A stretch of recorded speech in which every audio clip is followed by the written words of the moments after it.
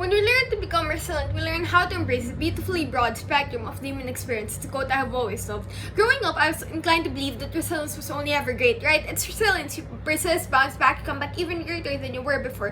However, the Philippines begs to differ. The Philippines experiences an average of 20 typhoons a year, and as a nation accustomed to the annual threat of typhoons, it is often applauded for its resilience. While it's undeniable that Filipinos have demonstrated remarkable strength in the face of adversity, it's crucial to recognize that this resilience for Filipinos was born out of necessity rather than a choice. It's not a good thing that our people must endure such hardships. It's not a good thing that there are yearly headlines glorifying Filipinos for being able to swim or walk through almost neck-length floods. Because why are we not striving for better then? The problem lies in the fact that the people don't demand accountability from the government. We are exploited to the point that we have set the standards so low that we settle for band-aid solutions that are ripped apart just as easily as they throw it to us without sincerity. We're made to believe that complaining is synonymous to demanding accountability.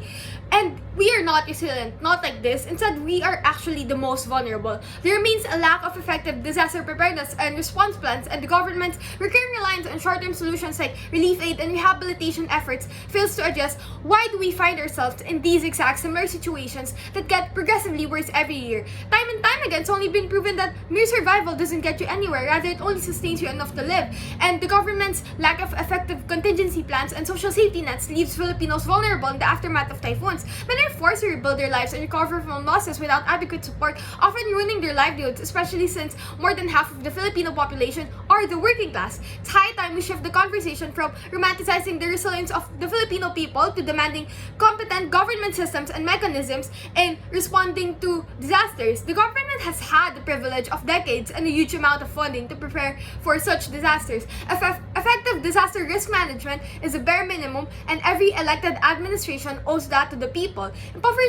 Impoverished people deserve a government that will make them feel secure in a country that's constantly stricken by natural disasters like typhoons. The narrative of Filipino resilience masks the systemic failures that perpetuate the cycle of poverty and inequality that the Philippines can't seem to get out of. But the truth is that we were never really resilient. Most of the devastated never truly recovered. They are simply forgotten. This Filipino resilience thing erases the narratives of those who do not survive, and this only goes to show that where we stand right now as a country is not representative of the most vulnerable. It is imperative that we recognize how important it is that no Filipino should ever be left behind, because while the majority celebrate this resilience, there are those communities that are left only to mourn over a tragedy like losing their loved ones, all the while losing their homes, while having nothing to bounce back on. We don't always have to be the strongest soldiers when it comes to disasters. The Philippines is a democracy, and the key to a functioning democracy is that everyone is educated of their rights and their role in the system, rather than shaming them, because it is the responsibility of those who know better to educate those who don't. After all, the purpose of a democracy is to make sure that the masses feel empowered,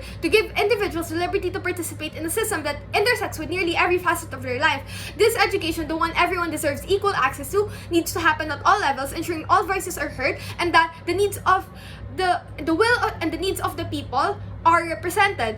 When people are educated of their rights, they easily recognize the incompetency and the half-baked solutions that the people constantly get served with. And this is where we collectively come together and are able to demand accountability and what the people deserve. Only by understanding what we are capable of and what we deserve from the system that needs all of our collective voices to function for the people can we rebuild our nation's approach to natural disasters. Moving beyond Filipino resilience, we need the mindset of no Filipino left behind. Only then can we actually start investing in long-term solutions such as improving infrastructure drainage systems, investing in clean energy and sustainable development, providing people with social safety nets so they are well equipped in times of vulnerability, ensuring that everyone has access to sustainable livelihoods and safe and secure working conditions. Because the thing is that we can simply just bounce onto the same solutions that other countries are implementing, because each country is different and we all respond differently, right? Our needs differ as well as our situations, in a way that just because it's a success for this country doesn't mean it will do us the same benefits. What we need to understand is that we don't base our response, solutions, and policies on the success that it has done